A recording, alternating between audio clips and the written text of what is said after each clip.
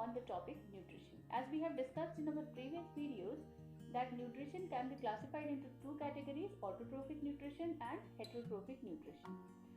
Autotrophic nutrition is the mode of nutrition in which the required raw materials are synthesized by the organism itself, and heterotrophic mode of nutrition is the mode of nutrition in which the organism collects the raw materials from its surroundings in ready-made condition. Now, the substances that are identified to be having maximum nutrients required by the organism are termed as food. So, one thing, the food should have the required raw materials for the organism, and secondly, even after containing the required raw materials, the raw materials may not be accessible to the organism. Like if you see, grass is richly supplied with the carbohydrates in cellulosic form, and same ways if you see chapati, it is richly supplied with carbohydrates in the form of starch. Now chapati is identified as food for us, but grass cannot be identified as food for us because the carbohydrates present in the grass are not accessible to us. So food should be richly supplied with the required nutrients and the raw materials, and secondly, these nutrients and raw materials must be in accessible form. Now, on the basis of availability of food, where the organism gets the food, and what are the various identified food items, on the basis of that, heterotrophic organisms have been classified into different categories. Now, let us see what are these different categories into which heterotrophs can be classified. Now, on the basis of how these nutrients are collected from the environment, from plants and animals, heterotrophic nutrition has been classified into three categories. Number one, it is holozoic nutrition. Number two, it is saprophytic nutrition. And the third one is parasitic nutrition. Now, talking about the very first one, that is holozoic nutrition, as the name suggests, holozoic, that means to say that food is ingested into the body as a whole. So, whatever form the food is available into the environment will be ingested into the body. Right? For that, we need to identify certain substances which are richly supplied with the required nutrients and raw materials. So, whatever substances that contain maximum raw materials and nutrients are considered as food, then these food items are directly ingested into the body, digested, required nutrients are absorbed by the body, and rest of the materials which are not useful for the body will be ejected out of the body. So holozoic nutrition is called holozoic because the food is ingested as a whole. Now talking about the examples, we are the best example of holozoic nutrition. Whatever is available in the environment, we ingest, we digest, we absorb, and we eject the rest of the materials which are of no use to us or either are not digested into our digestive system. And same goes with amoeba also. Amoeba also is a holozoan. We show holozoic nutrition, and amoeba also shows heterotrophic and holozoic nutrition. So as far as mode of nutrition is concerned, we and amoeba both have same type of mode of nutrition, that is holozoic nutrition.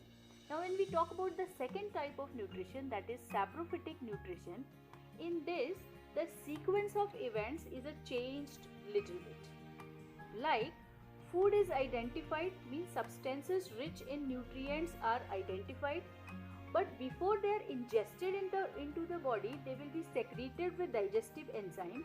They will be digested and only the required nutrients will be absorbed. Most of the fungi show this mode of, bacteria and fungi show this mode of nutrition, that is saprophytic mode of nutrition. The third one, that is parasitic nutrition.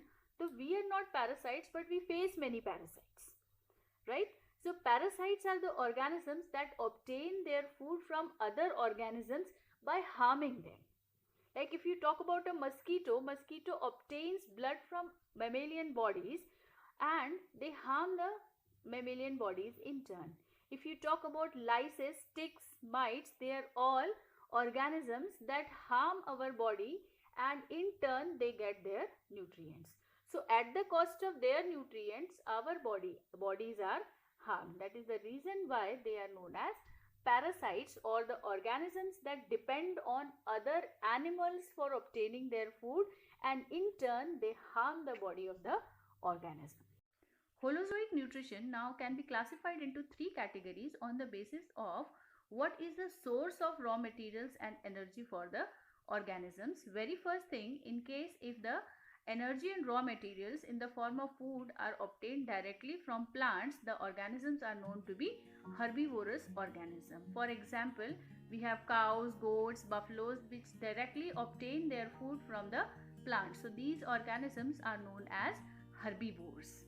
The second category is of carnivores, are the organisms that obtain food from other animals, especially animals. That means to say that these carnivores are indirectly dependent on plants for obtaining their food, since herbivores, when they eat their food directly from plants, they store it into their body, and these herbivores are, when eaten by carnivorous organisms, they obtain nutrients and raw materials indirectly from plants and directly from the other animals.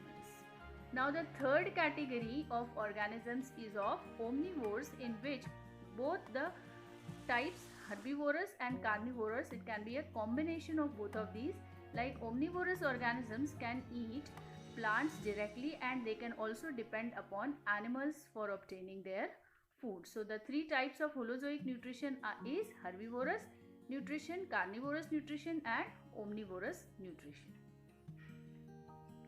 Holozoic nutrition is accomplished in 5 basic steps. The very first step is ingestion. Ingestion is the process of taking the complex organic food into the body by an opening called as mouth. Like in your case, these two lips are guarding an opening which is called as mouth, and through mouth you are ingesting the food into your body. So ingestion is basically taking the substances identified as food into the body. Secondly, the second step is digestion. It is the change of complex food molecules into simpler ones so that they can be easily absorbed by the living systems. The third step is absorption. The nutrients which have been obtained after the process of digestion will be absorbed by the cells and tissues of the organism. The next step after absorption is assimilation. If you see, the literal meaning of assimilation is to store something. The same goes here also. When cells and tissues absorb the required nutrients, they are stored into them in some other storable forms. Like if you take example of carbohydrates are stored in the form of glycogen in the tissues like muscles. So assimilation is the most important process, because after this assimilation only, whenever required by the body, these nutrients can be utilized by the body, right? So, and the last step now is egestion. So after digestion, absorption and assimilation, whatever is left undigested, there are certain parts, because we are holozoans, there are certain parts of our food that cannot be digested into our body, or that are of no use to the body and are not absorbed by the body.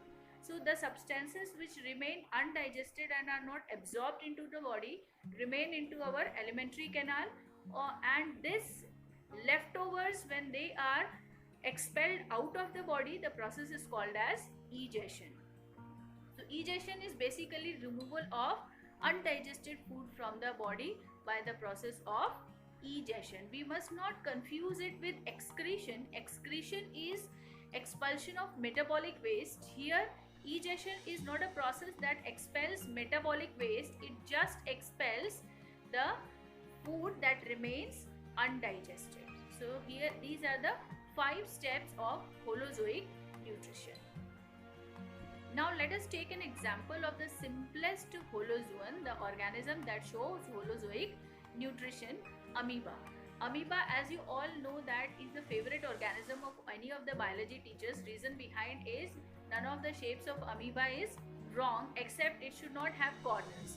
So this is the best example for studying Holozoic nutrition. And very important fact that the mode of nutrition shown by amoeba is similar to human beings. They are holozoans. We also show Holozoic mode of nutrition. Now, like if you see here in the very first diagram, you're able to see that the amoeba has sited its food particle and it starts developing pseudopodia around the food particle, and once the formation of pseudopodia is completed, it forms a food vacuole. This complete process altogether can be termed as the process of ingestion.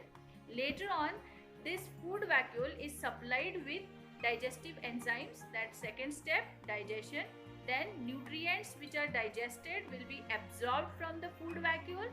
Then last step, the food vacuole will ingest the waste material out of the body of amoeba. This is how all the 5 steps all together in the body of the simplest unicellular organisms are followed, as they are followed in a higher multicellular organism like human beings. Ingestion, digestion, absorption, assimilation into the cytoplasm, and then the last step, egestion in the form of an excretory vacuole. The vacuole that helps in ingestion is called as food vacuole, and the vacuole that helps in egestion is called as excretory vacuole. So this is how amoeba completes its process of nutrition, the same way human beings do it.